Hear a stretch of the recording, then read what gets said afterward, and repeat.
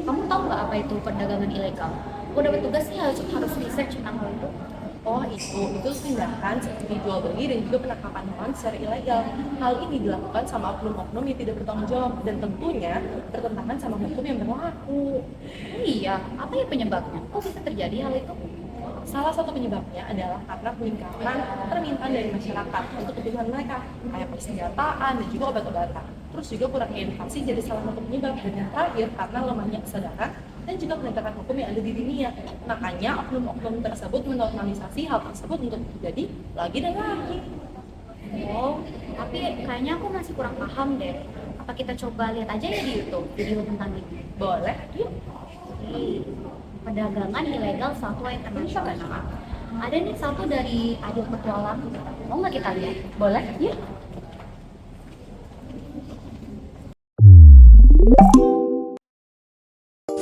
Hai teman-teman semua, kembali lagi bersama aku Adil. Nah sekarang aku bakal ajak kalian untuk keliling-keliling di kebun binatang melihat satwa.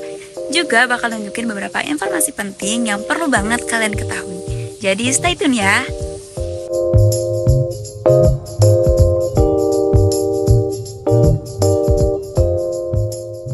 Nah kali ini hewan pertama yang aku hampiri adalah gajah.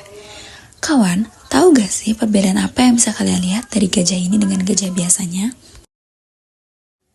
Yap, gadingnya. Terlihat bahwa gajah ini tidak memiliki gading. Dan tahu gak sih kalau di luar sana banyak juga oknum yang menjadikan gading gajah sebagai sesuatu yang bernilai tinggi. Maka dari itu, tak jarang kita temukan banyak perburuan liar yang mengincar hewan satu ini. Akibatnya, populasi gajah mulai menurun. Selain gajah, ada harimau, macan, badak, monyet, burung endemik, unggas, dan satwa lainnya yang diperjualbelikan baik secara hidup maupun diambil bagian tubuhnya. Miris sekali ya. Hal ini dikenal dengan sebutan perdagangan satwa ilegal. Tidak hanya terjadi di dalam negeri, bahkan karena canggihnya teknologi masa kini menjadikan aktivitas perdagangan ilegal lebih mudah dilakukan dimanapun dan kapanpun. Hukuman bagi pelaku perdagangan ilegal satwa liar bisa bervariasi tergantung pada negara dan tingkat keparahan pelanggarannya. Organisasi internasional seperti WWF berperan dalam mendukung penegakan hukum yang lebih ketat dan menjatuhkan hukuman yang lebih tegas bagi para pelaku perdagangan ilegal. Perlu adanya kerjasama global yang lebih erat antara negara-negara untuk meningkatkan penegakan hukum, meningkatkan kesadaran publik, dan memperkuat perlindungan habitat alam liar di seluruh dunia. Nah, itu dia beberapa informasi penting yang perlu kalian ketahui. Jadi, setelah ini tindakan apa nih yang bakal kalian lakukan untuk mencegah perdagangan satwa ilegal? For nature, for people, forever. Nah, kayak apa yang udah dijelasin sama Adil Petualang tadi, banyak banget kan dampak yang disebabin karena hal ini loh, kan? Iya ya, banyak banget dari mulai hilangnya keanekaragaman hayati, kayak banyak spesies yang terancam punah, karena perburuan hewan dan bagian tubuhnya. Selain itu ternyata peristiwa ini juga ngaruh ke dampak sosial dan juga ekonomi ya. Banget, makanya sangat disayangkan hal ini tetap terjadi. Semoga kedepannya hal ini nggak terjadi lagi deh ya. By the way udah jam 9, dosennya udah datang. Yuk kita pergi ke kelas. Yuk.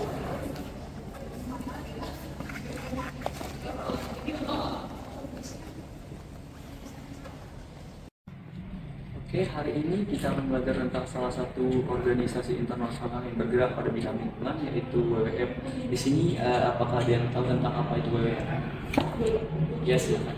Jadi WWF atau juga yang bisa disebut World Wide Fund for Nature itu adalah organisasi internasional yang berfokus pada konservasi lingkungan. Nah, WWF sendiri sudah berdiri sekitar 60 tahun sekarang dan juga sudah ada terjadi hampir 100 negara, Pak. WWF juga sudah berkontribusi dengan banyak orang dari berbagai negara untuk meningkatkan dan mengembangkan inovasi untuk konservasi lingkungan masyarakat dan habitat. Oke, benar sekali. Jadi WWF itu mempunyai tugas yang sangat penting, yaitu memulihkan sumber daya masyarakat dan membantu satwa liar untuk memulihkan habitatnya dan menjaga spesiesnya.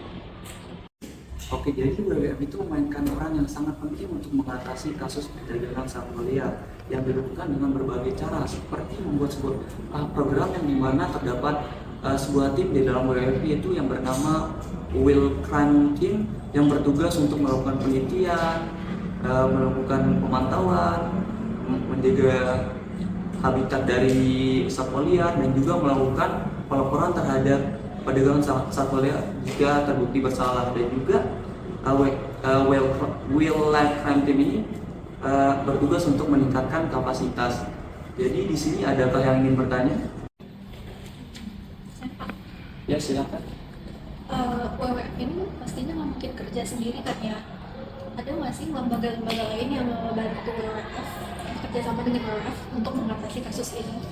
Tentu saja WWF itu tidak bekerja sama sendiri. WWF itu bekerja sama dengan pemerintah, masyarakat lokal, dan juga banyak organisasi internasional seperti Interpol, terus UNODC, WCS, traffic dan lain sebagainya. Jadi mereka itu bekerja sama dalam pengumpulan informasi, berbagi sumber daya, dan mereka bekerja sama dalam mengatasi kasus perdagangan satwa liar ini untuk melindungi habitat-habitat mereka dan juga menjaga spesies mereka.